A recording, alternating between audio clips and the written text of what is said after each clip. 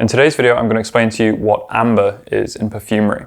So the term amber is something that's quite confusing to a lot of people, and when they see the term amber in perfumery, they're like, what does this actually mean? And this is only made more and more confusing by the fact that there are actually various different types of what's called amber in perfumery.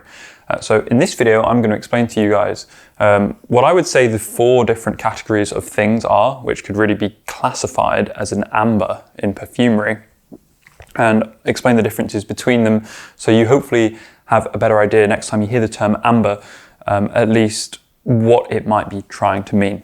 In common terms, outside of the perfumery sphere, when you hear the word amber, what it usually refers to is fossilized tree resin. Now what this is are a certain number of trees, and these are all coniferous trees. A certain few of those produce what's called tree resin, which is essentially this kind of golden, yellowy, usually, substance that comes out of the tree. And it's very, very sticky, and it has a little bit of a tree-like smell to it. So if you smell it, it smells a little bit like a pine forest. It's a little bit sweet as well. And this tree resin, when it's fossilized in the ground over millions of years, it slowly hardens up. And what initially is a lot of various terpenes, some of them sesquiterpenes, these molecules inside the tree resin, what happens is over millions and millions of years, they polymerize and they kind of meld together into a harder substance. And actually, because this tree resin was very sticky to begin with, sometimes animals can actually get trapped inside it, like insects, for example, and other things like pollen. So actually, these are quite useful for archaeologists when they're trying to learn more about the past. A lot of this tree resin is found in the Baltic coastline, so that's one of the northern coastlines of Europe, places like Lithuania and Latvia. But there's also a lot of other places in the world that this fossilized tree resin, aka amber, is found. And there's even a rare type which is found in the Dominican Republic, which is blue, and this stuff is really expensive because of the rare color. So this amber is usually used in jewelry, and when you smell it, it doesn't have particularly much of a smell. But like I said, when you go and smell tree resin, like I found some a few months ago actually, if you go and smell that, it has this kind of pine tree-like, slightly sweet smell. And apparently some people say it smells a little bit like frankincense, which is another resin that comes off of a tree. Usually in perfumery, when you hear the term amber, this is not what anyone is referring to. However, just because of that, it doesn't mean that you can't use the term amber in perfumery to refer to it. So occasionally on my channel, when I've been talking about amber, I have actually been referring to that kind of smell, that smell of kind of pine forest, sweet pine forest smell, essentially. Now, if you do want to make that smell in perfumery, the best raw material to use are things like sesquiterpenes, which are actually found inside of it. So I cover some notes on some of those raw materials in my online course. So if you're interested in those, then go and check that out. But one good example is something called bisabolene, which is kind of a sweet, a little bit foresty kind of pine smell, and it's very reminiscent of that kind of tree resin smell. When you find it fresh, when it's actually gone hardened up and fossilized, it doesn't really have a smell, and that's because, you know, at that point the volatile molecules are kind of have been polymerized and bound up in the fossil.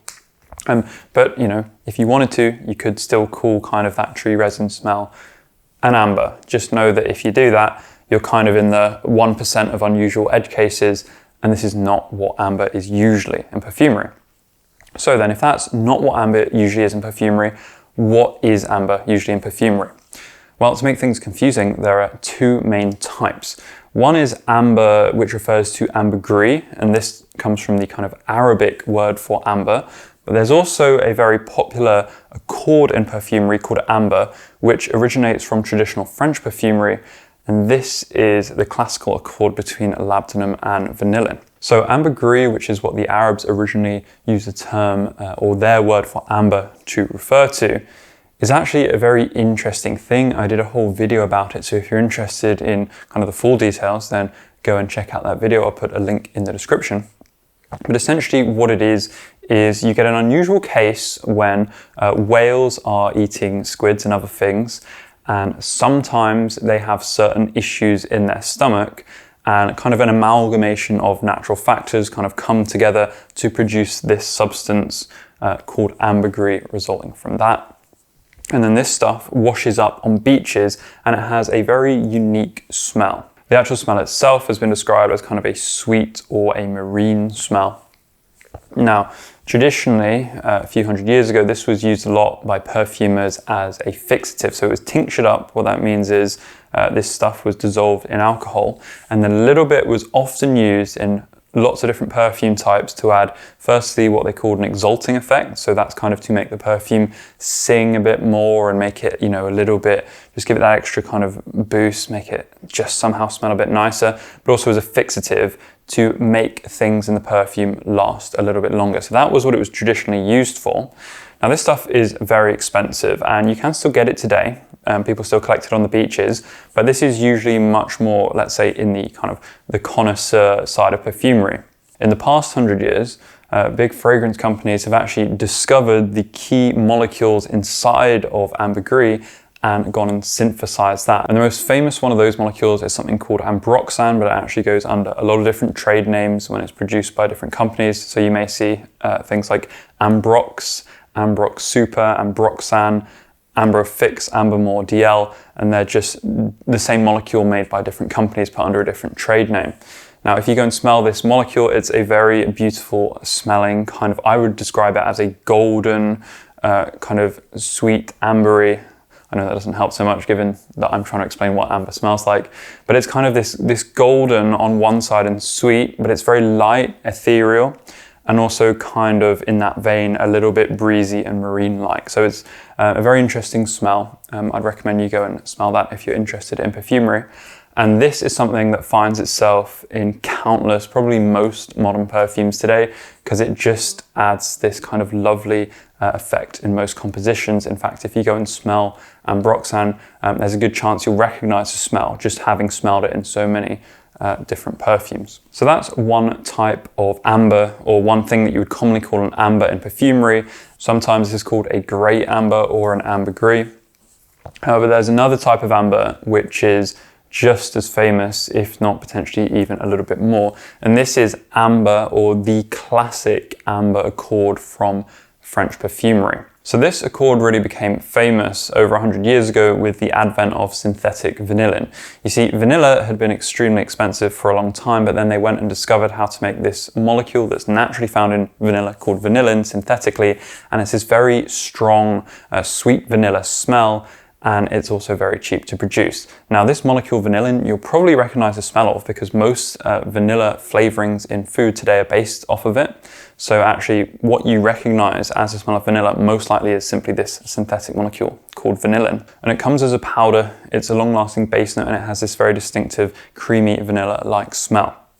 So particularly when they discovered vanillin, they went and blended it with something called labdanum. Now labdanum comes in different types of extract, but quite often a popular one is an absolute, which is a type of extraction process. And this is from a flower called the rock rose. Now this plant actually exudes its own kind of thick, sticky brown resin. And this is quite common in various Mediterranean countries, particularly places like Spain and Cyprus. And actually traditionally, the kind of people thousands of years ago, they used this smell that was kind of found in goats which had been grazing in the plants, and it got caught on their beards, and then they went and took it off of those. But this is a very kind of, you would describe it as a balsamic smell, which is often the term used to describe various kind of exudations and resins from trees. This kind of often quite sweet smells. Other things like benzoin come under that category as well. But it's labdanum itself is quite dark and leathery, so it's kind of a sweet balsamic, dark leathery smell. And when you combine labdanum together with vanillin, you get this unique accord, which is coined amber. I'm not sure if that is kind of was originally chosen, that name amber, in relation to the original fossilized tree resin as a fantasy accord, where the idea was like, hey, if this thing had a smell, this is what it would smell like, in the same way that fougère, which is a classic French accord as well, is a fantasy interpretation of the smell of a fern. I'm not sure if that's why the term amber was given to this particular accord, but it was. So this particular accord often traditionally is done with quite a bit more vanillin than there is labdanum. And one of the reasons that people actually often don't like ambers is when that labdanum, which is a lot heavier and deeper, is used in higher amounts, and it's maybe too much for their taste. Now, if you're interested yourself in learning how to make a French amber style perfume, then again, you can check out my online course. I'll put a link in the description, because in that I give you a complete formula where you can make your own French amber style perfume and really understand how to construct that composition and understand what it smells like. However, you don't have to do that. You can go and make your own kind of more basic, simple amber accord. If you simply go and get some labdanum and vanillin and combine them together, you'll already have a rough idea of the kind of smell that it's like. And instead of just stopping at vanillin, you can also use other things either with or instead of, for example, benzoin, which naturally contains vanillin, but being a natural with other facets, it's a lot more complex and will allow you to introduce, let's say, other nuances into that kind of nice accord that you can get going there. So that's three things the term amber may be used to describe in perfumery, but there is also a fourth one as well. And that's because with the advent of modern synthetic raw materials, especially in the last kind of 50 or 60 or so years, there's been this kind of new, let's say, class of synthetic raw materials called woody ambers. And these are things like Isoe Super, which you may have heard of, which is very famous. It's got this kind of woody smell, but it's very sweet and velvety. And that sets it apart from other woody molecules, which are more traditional woody, like the actual smell of wood. These woody ambers, they're called woody ambers because they're sweet as well, which makes them smell more like an amber in the sense of an amber accord, which is naturally very sweet, as opposed to a pure woody smell on its own. So there's quite a lot of these woody amber molecules. Again, I cover quite a lot of these in my online course, but other examples would be things like Trimmerfix or Voisin Fort, otherwise known as Amberwood F, things like that. So there you have it, 4 different types of things which can all be called amber in perfumery. Yes, it's pretty confusing, I know, and that's also why my apologies, because someone did comment on this, why I often use the term amber in my videos, because sometimes I'm referring to different types. Maybe I should be a bit more clear when I do that. For example, the other day I was talking about Cephalus, which is a sweet woody molecule, and I said it had an ambery smell. Well, the reason for that is because firstly, it has a tree, slightly pine-like smell, which is quite sweet, which reminds me of actual fossilized amber.